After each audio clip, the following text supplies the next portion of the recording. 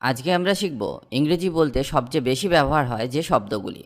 অনর্গল ইংরেজি বলতে গেলে আপনাকে জানতে হবে অনেক শব্দ, তবে এমন শব্দ শেখা উচিত যেগুলি প্রতিদিন ব্যবহার হয় ইংরেজি বলার সময়। এগুলি শিখতে পারলে আপনি অনর্গল ইংরেজি বলতে পারবেন। তবে শুধু শব্দ জানলেই হবে না, তার সাথে জানতে হবে তাদের ব্যবহার। আজকে আমি আপনাকে শব্দগুলি দিয়ে এমন কিছু বাক্য শেখাবো যেগুলি ইংরেজি বলতে প্রায়ই ব্যবহার হয়। তাহলে চলুন শুরু করা যাক আজকের ক্লাস। আমি ভয় করি না। I don't care. I don't care অর্থ হলো আমি ভয় করি না। আমাকে বলুন, এটা হবে please tell me. Please tell me. আর কিছু নয়, নাথিং এলস। Nothing else. আমি জানি না। I don't know. I don't know. কিছু কম, এ লিটিল। এ লিটিল অর্থ হলো কিছু কম। আর কিছু, এটা হবে এনিথিং এলস। এনিথিং এলস অর্থ হলো আর কিছু। কিছু মনে করো না, এটা হবে নেভার মাইন্ড। Never mind. কিছু এর ইংলিশ ওয়ার্ডটি হবে এফ ইউ। এফ ইউ অর্থ হলো কিছু। কেন নয়, হোয়াই নট। হোয়াই নট অর্থ হলো কেন নয়। চেষ্টা করে দেখো, take a chance. Take a chance. চমৎকার, গ্রেট। চমৎকার এর ইংলিশ ওয়ার্ডটি হবে গ্রেট। ঠিক আছে, ওকে। ঠিক আছে, ওকে। চিন্তা করো না, ডোন্ট অরি। ডোন্ট অরি অর্থ হলো চিন্তা করো না। ধন্যবাদ, থ্যাংক ইউ। ধন্যবাদ, থ্যাংক ইউ। তাই নাকি, এটা হবে রেলি। তাই নাকি, এটা হবে রেলি। ধন্যবাদ জনাব, thank you sir. Thank you sir. তাড়াতাড়ি, এটা হবে হারি। হারি অর্থ হলো তাড়াতাড়ি। নির্বোধ এর ইংলিশ ওয়ার্ডটি হবে ননসেন্স।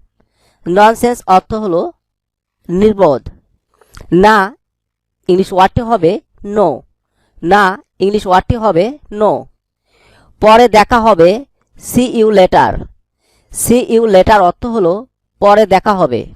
থামো এর ইংলিশ ওয়ার্ডটি হবে স্টপ। স্টপ অর্থ হলো থামো। বেয়ারা, এটা হবে ওয়েটার। ওয়েটার অর্থ হলো বেয়ারা। ফোন করো, কল মি। কল মি অর্থ হলো ফোন করো। ভালো ধারণা, এটা হবে গুড আইডিয়া। Good idea. বলো আমাকে, টেল মি। টেল মি অর্থ হলো বলো আমাকে। পুরুষ না মহিলা, male or female. Male or female. এসবের অর্থ কি? What does this mean? What does this mean? Police ডাকো, call the police. Call the police অর্থ হলো পুলিশ ডাকো। পুরনো মনে হচ্ছে, that looks old. That looks old. এটি প্রথমবার, this is the first time. This is the first time. দ্বিতীয় তলায়, এটা হবে on the second floor. On the second floor. প্রতি সপ্তাহে, এভরি উইক। এভরি উইক অর্থ হলো প্রতি সপ্তাহে। দোকান কখন খুলবে?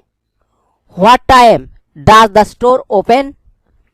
What time does the store open? বাথরুমটি কোথায়? Where is the bathroom?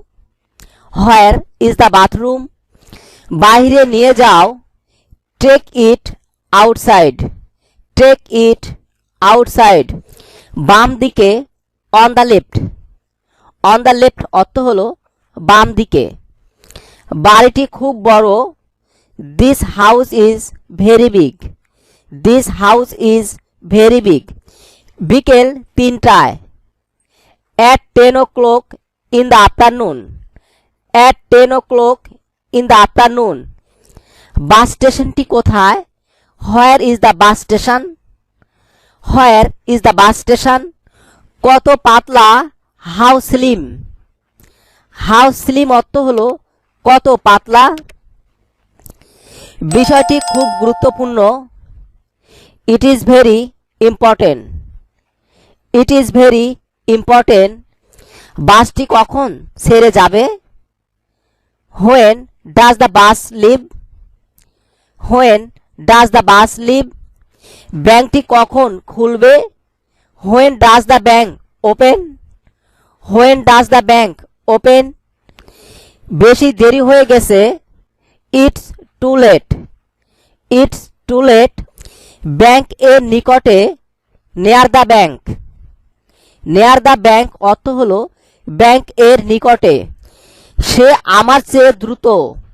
He is faster than me. He is faster than me. ব্যাংকটি কি দূরে? Is the bank far? Is the bank fur?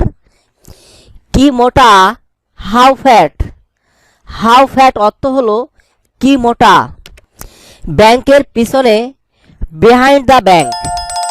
Behind the bank অর্থ হলো ব্যাংকের পিছনে। আজ এখানে এই ভিডিওটি শেষ করছি। আশা করি আজকের ক্লাসটি আপনাকে অনেক হেল্প করবে ইংরেজি শিখতে। ইংরেজিতে কথা বলার ইচ্ছে থাকলে আপনাকে অবশ্যই প্রতিদিন অভ্যাস করতে হবে, তবেই আপনি দ্রুত ইংরেজি বলতে শিখবেন। কারণ প্র্যাকটিস ইজ দ্য কি টু সাকসেস। অভ্যাসই হলো সাফল্যের চাবিকাঠি। তার সাথে আপনাকে শিখতে হবে বেসিক কিছু ইংলিশ গ্রামার, যেমন tense, parts of speech, preposition, model verbs, helping verbs ইত্যাদি। কারণ এদের ব্যবহার না জানলে সঠিক ইংরেজি শেখা সম্ভব নয়। অনেকেই এদেরকে শিখতে পারেন না, কারণ তারা মনে করেন ইংরেজি গ্রামার খুব কঠিন। আপনি আমাদের গ্রামার ক্লাসগুলি মন দিয়ে দেখুন। খুব সহজে সমস্ত গ্রামারগুলি শেখানো আছে, যা একবার দেখলেই আপনি শিখে যাবেন। লিংক ডেসক্রিপশন বক্সে পেয়ে যাবেন। সবাই ভালো থাকুন আর আমার সাথে ইংরেজি শিখতে থাকুন।